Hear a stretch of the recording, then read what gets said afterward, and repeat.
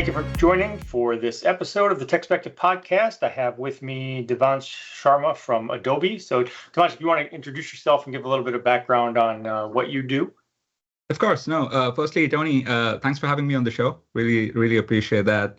Thanks for taking our time to learn more about Adobe and specifically, or rather selfishly, right, learning more about CCF in particular, right? A bit about me. So, like you said, I'm Devansh, and I'm been with Adobe for about 2.5 years now. I'm a senior security and compliance product owner in Adobe. And essentially, I'm part of the GRC team here at Adobe. Before this, I was working with VMware. So I was with VMware for about three and a half years now. It's Broadcom now. So yeah, things have changed. Yes. But I've always been in the security and GRC industry since the very beginning. And just very excited about how security is sort of evolving and the fabulous work that we're doing with GRC here at Adobe. Okay. All right. So you mentioned CCF, but for those who don't know why we're here, I will just break the acronym down first. So it's a Common Controls Framework, and the idea, and I'm a layman of sorts on this, but the idea is to be able to kind of mesh together and manage multiple compliance requirements. So why don't you, give a little bit more in-depth explanation of CCF and why it exists? Yeah, of course. So let me start off by saying what's CCF. Let me just give you a couple of lines, sort of like a definition, right? What CCF is. So essentially, CCF stands for Common Controls Framework. Some may call it Unified Controls Framework, and there's these different acronyms that you can have. But the idea really is it's essentially a unified set of security and compliance controls, which is basically designed to address multiple regulatory standards and compliance requirements.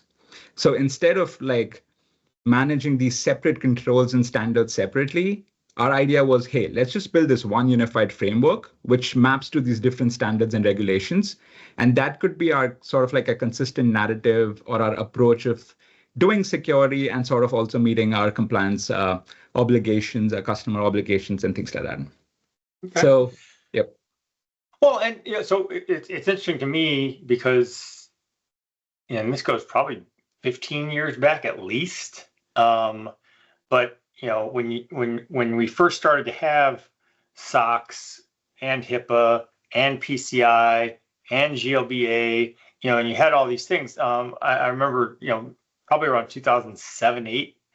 Kind of, and I wasn't like an active contributor, but we're kind of working with Microsoft on something similar, where we were talking about, hey, you've got all these regulatory mandates. Mm-hmm. And first of all, I always like to kind of throw in there that I view PCI and SOX and HIPAA through the cybersecurity lens. But if you look at the whole of those regulations, like cybersecurity is just like one piece of it. But from the cybersecurity perspective, it's like, all right, well, they all have kind of, hey, this is how you should protect data. This is what you should those things and so, what we were doing then and kind of what you're doing now with CCF is to be able to say, okay, well, what's the Venn diagram of these things? First of all, like instead of me trying to first check all the boxes for PCI and then go check all the boxes for HIPAA or whatever, to be able to say, okay, well, let's kind of put all these together. Tell me what's the I was going to say lowest common denominator, but kind of the highest bar. What's the one with the strictest requirement, and let's implement that. So I know that, I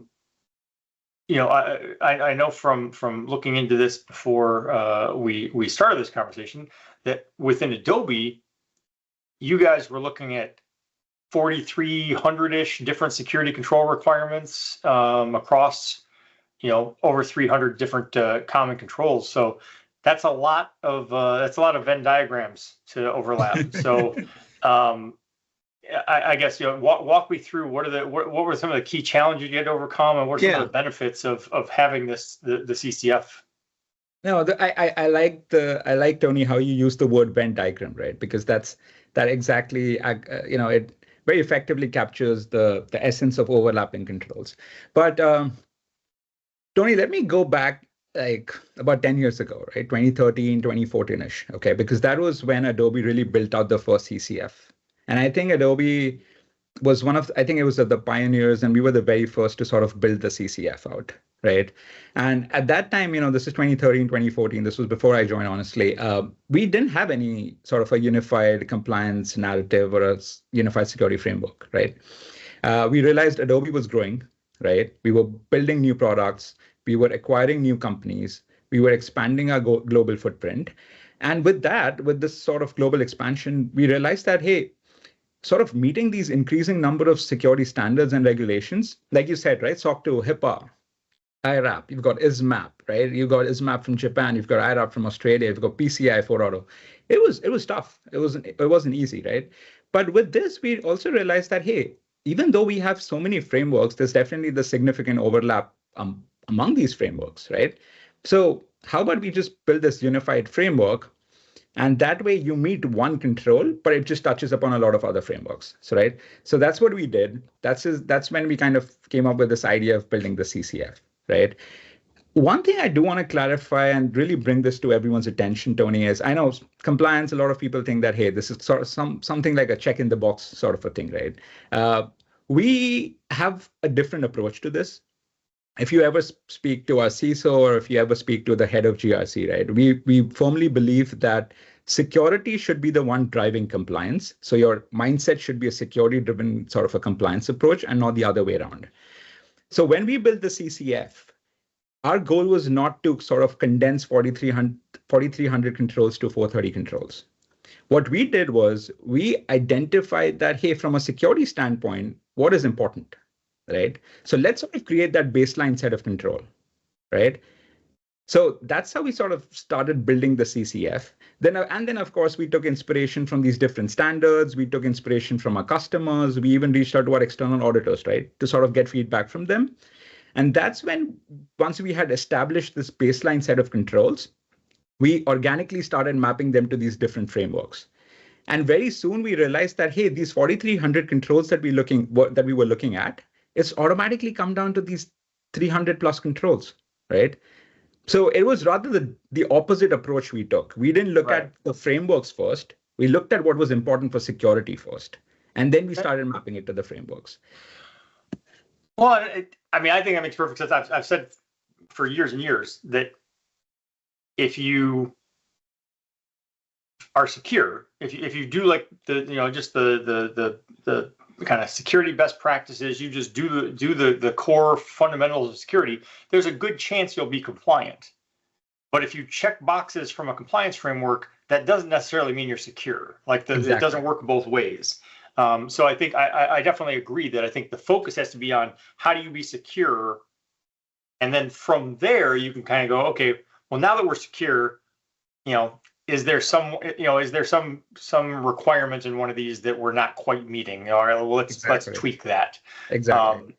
One of the things that I know when I was looking at this, again back in around 2008, one of the things I was concerned about, and I don't think this exists, but also you guys were working with over 20 standards, and I usually only talk about like the kind of the key 5.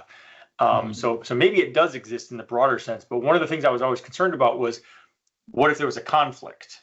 It's one thing to say, okay, well, both PCI and HIPAA have a requirement, and one of them is stricter than the other. That's easy because I can just say, okay, well, I'll just take the stricter one, and then that'll apply to both. But if one of them says do this, and the other one says definitely don't do that, then you've got a problem. So I don't know. Like you tell me, does that exist anywhere in these frameworks where you have a conflict? I think it's a yes and a no, right? I think a lot of these frameworks are revising, they are evolving, right? For example, PCI just released its latest version, which was 4.0, right? So I think eventually a lot of these these organizations designing these frameworks, they're realizing what's good for security versus what is not, right? So you definitely see those improvements and enhancements in these frameworks. And with that, we are looking at less instances where one framework is saying this is good, but the other is saying it's bad, right? We're definitely seeing more frameworks being aligned on a lot of these objectives. But of course, you have certain frameworks like FedRAMP, right?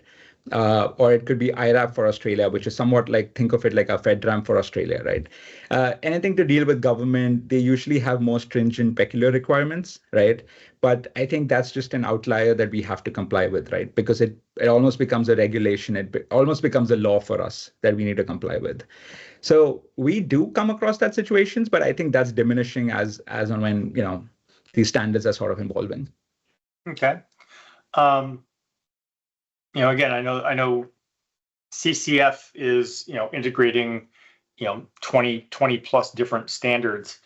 And if you're looking at that from like a point in time and you say, okay, I've got PCI 4, I've got, HIPAA, I have all the current generation of requirements. I've aligned everything. We're good. And then tomorrow, HIPAA comes out with an update and changes the requirements. So what's that process like? How do you stay on top of ensuring that CCF stays relevant, as these regulations change? Yeah, no, I think, Tony, that's a great question, right? And I take that as an opportunity, but it's also a challenge. Like, how do you keep CCF always up to date, right? So, Tony, we typically release a new version every year, or at least once in 2 years. Okay, and essentially we have a change advisory board. So any changes that we're making to our CCF framework, it goes through a CAB sort of board, which comprises of like security architects, it comprises of GRC architects, and all the experts in this industry, right? So we are kind of we have subscribed to these different forums like PCI Council. We have subscribed to ISACA and all these different security sort of best practices, industry leaders, right? So we are always up to date with, hey, what's changing? For example, PCI, what are the new set of controls that have been introduced and things like that, right?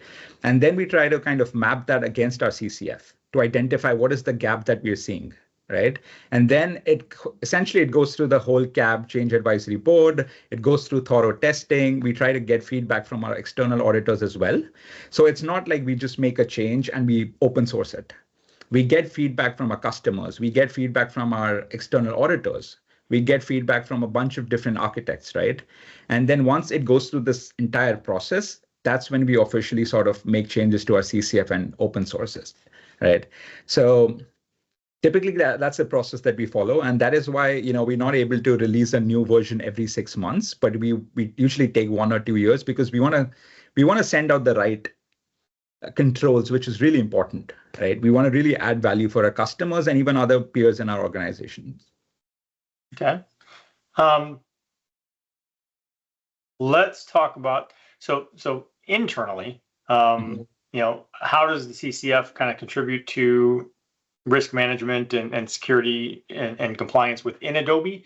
But also in terms of what you were just talking about, I mean, the CCF is available as an open source tool. So, so talk to me about how does it apply internally with Adobe, and how has kind of the world at large responded to the CCF? So yeah, let me answer the latter question first. How has the world kind of responded to our CCF, right?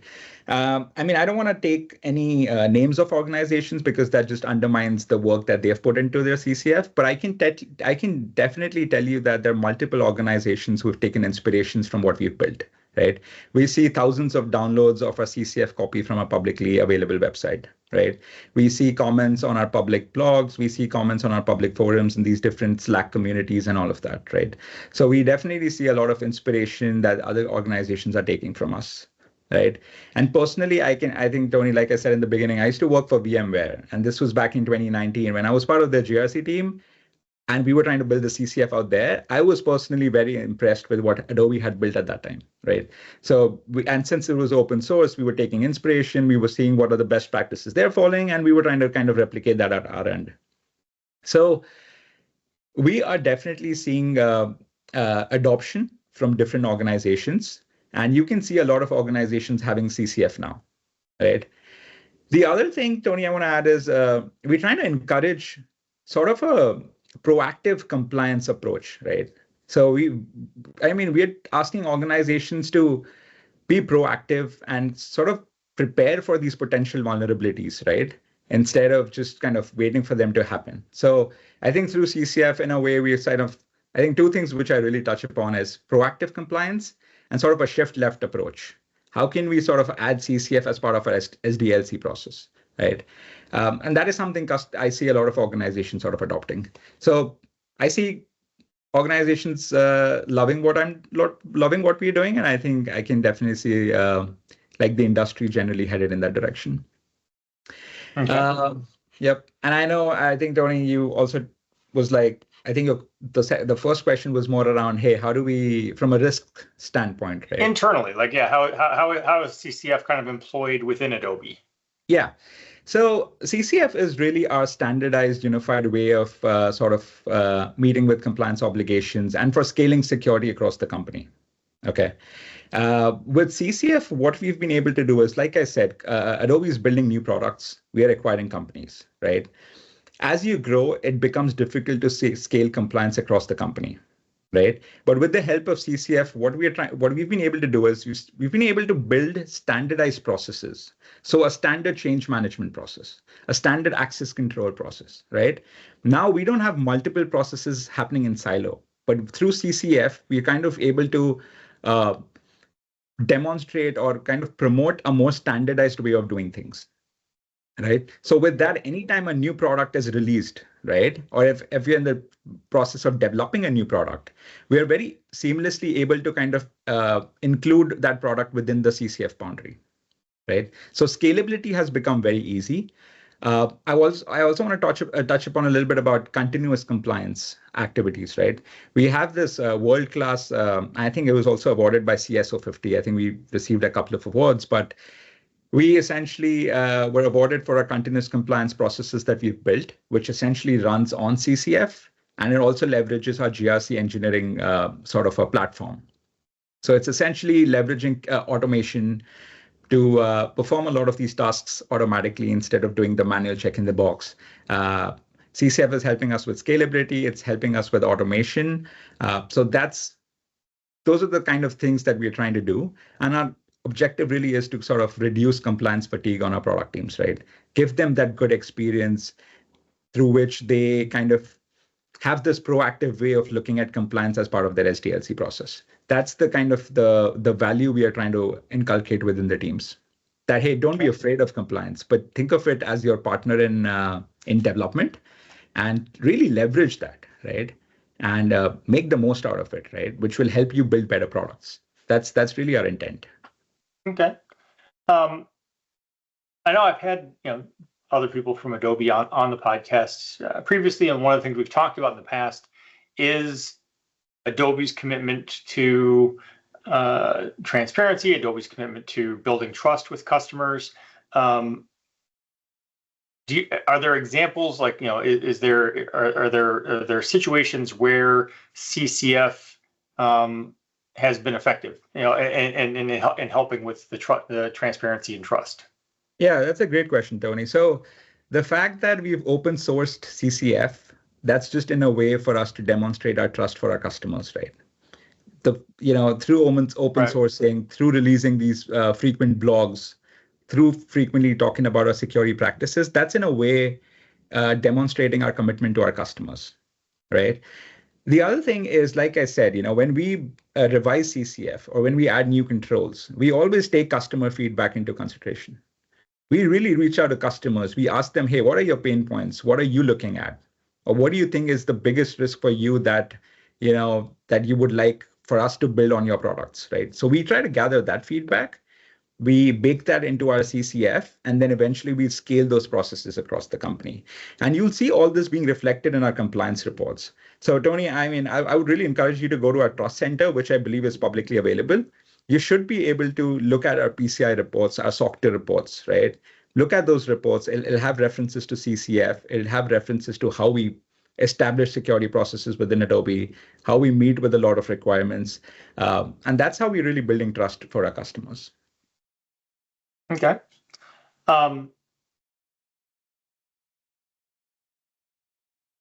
what is kind of what's next? What like is like I'm not sure, like other than the updating that we've already talked about, and as frameworks, as regulatory mandates change, obviously those changes will be done.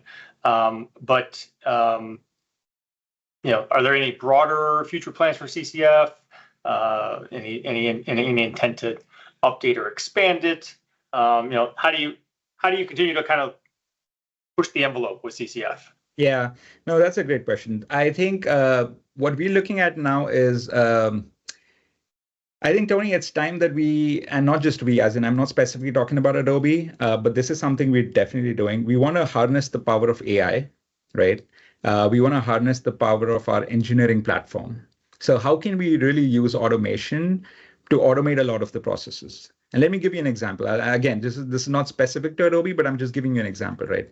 So typically, if you look at compliance, you have like probably 1,000 cloud accounts, right? And you want to test whether encryption is being deployed across the board, right? Typically, the way auditors test this is they would sample a few cloud accounts, they would validate encryption, and that's how they would get assurance. So it was a sample-based approach, right? But through automation, what we're trying to achieve is, hey, why don't we have automation which really pulls configuration from all the cloud accounts, right? From again, I'm talking from a compliance perspective, and it automatically flags whether there are any misconfigurations, anything at anywhere. So that way, we're able to achieve 100% sort of a compliance testing rather than more a sample-based approach, right? So this level of automation, right, where we don't have to reach out to product teams, the automation or the bot or the script will automatically be able to test a lot of CIS checks, which I mean, to be fair, a lot of this automation is already in place, but I'm just kind of giving you a sense of where we should be headed. So it's really leveraging our GRC engineering platform, leveraging our CCF automation platform to automate and scale our processes. And then, of course, I mean, Tony, we're all headed in the AI buzz world, right? So, using LLMs and just kind of giving a better experience, not just to ourselves, but even to our customers, right? Giving better experience to our customers, giving better experience to our engineering teams, product teams. That's where we really want to head towards moving forward. And hopefully, I think, Tony, at some point, you will also see those automation sort of recommendations flowing down into our open source CCF as well. Yeah. So, well, and honestly, yes, well, first of all, AI and ML have been a part of security and technology for long before the current generative AI hype cycle. Obviously, generative AI is everywhere and everything for the last couple of years, but I would say this does seem to be specifically an area where it would sort of excel. There's a lot of things that generative that AI can't really do that great, or that we're kind of trying to shoehorn it in there and make it work. But the ability for me to take these 20 plus frameworks and just kind of dump them into a database and tell the AI well, here, you figure tell me how these things align, and kind of take the grunt work out of it. That seems to be a great use for AI. Exactly, right? Exactly. That's where we're headed. But again, I mean, for us, it's more about sort of scaling CCF, right? So I know, Tony, we keep talking about CCF, but the idea behind scaling CCF is basically scaling security, right? So how can we scale security more efficiently? How can we leverage automation? And that's where we really headed towards. Okay. Tony, like I said, right, I keep saying we take customer feedback into consideration and things like that. Tony, I'm sure you use Adobe products. So for us, even you are one of our customers, right? What do you think? I know this podcast is supposed to be like a conversation. So what do you think is sort of critical for security and something that as a customer you would like to see in generally the products that you're using?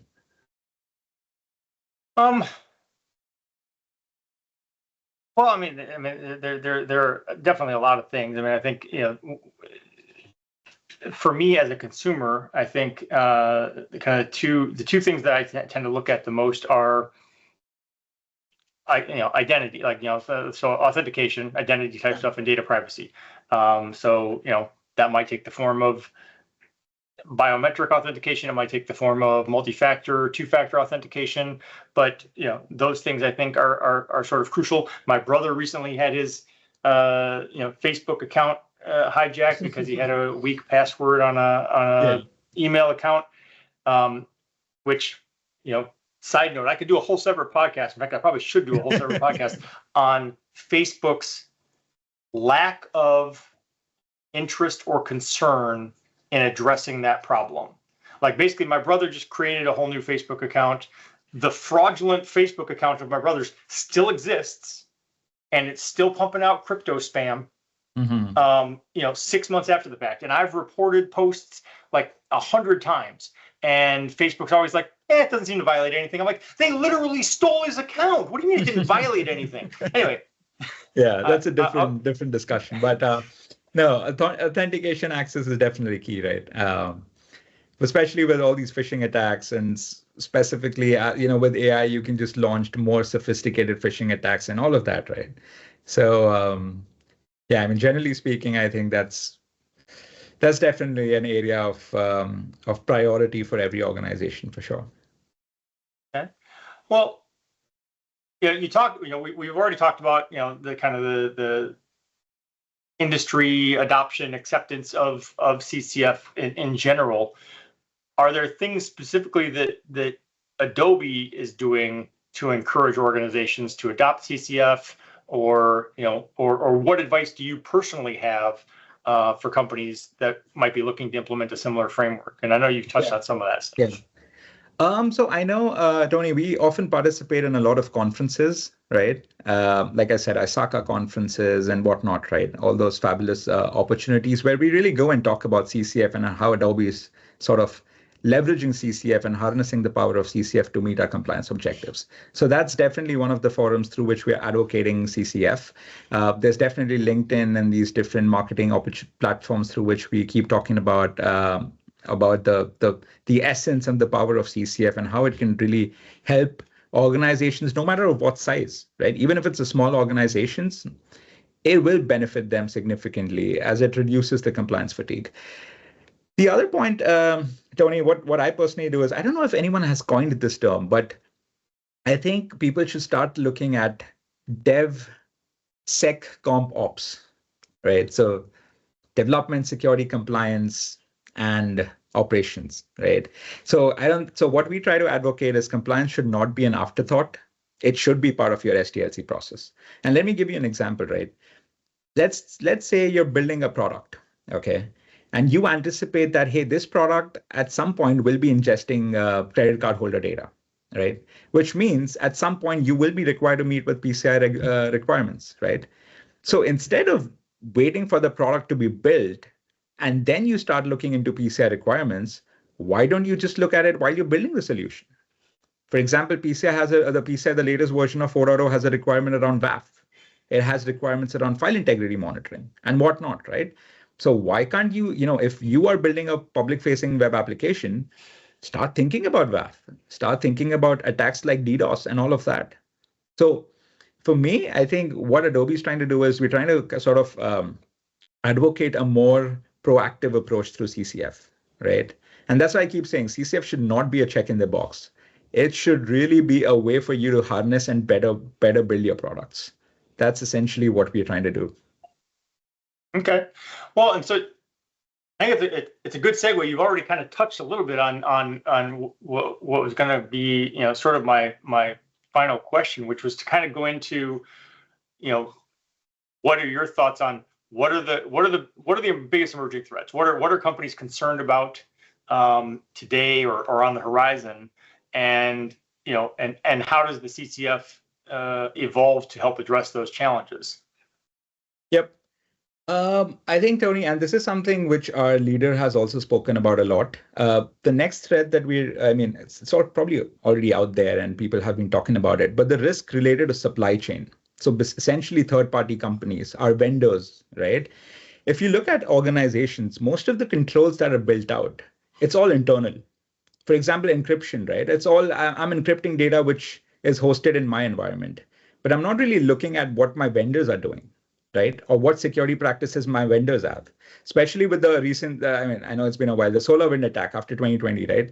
I think organizations have realized that security is not just important for yourself, but it's also equally important for the vendors that you're partnering with.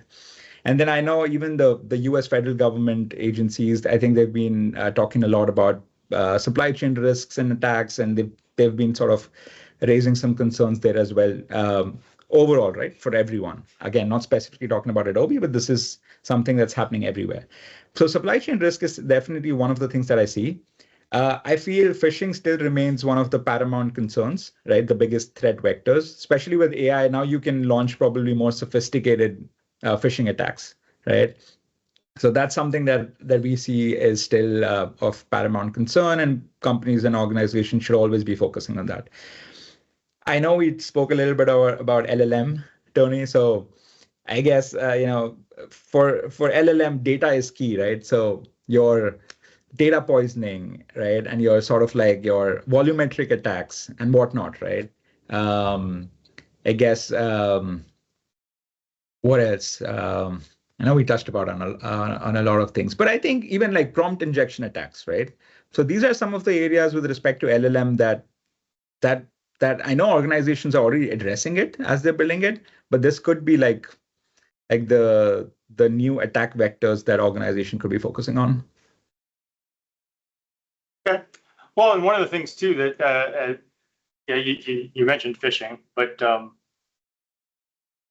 obviously one of the big things that has been a huge concern for organizations for a number of years now is ransomware, and one of the things that I think that often gets ignored exactly yep. is that phishing is oftentimes, most of the time, the actual attack vector exactly for ransomware. So it's like if you could deal with phishing, you could prevent a lot of the ransomware. Exactly. Yep.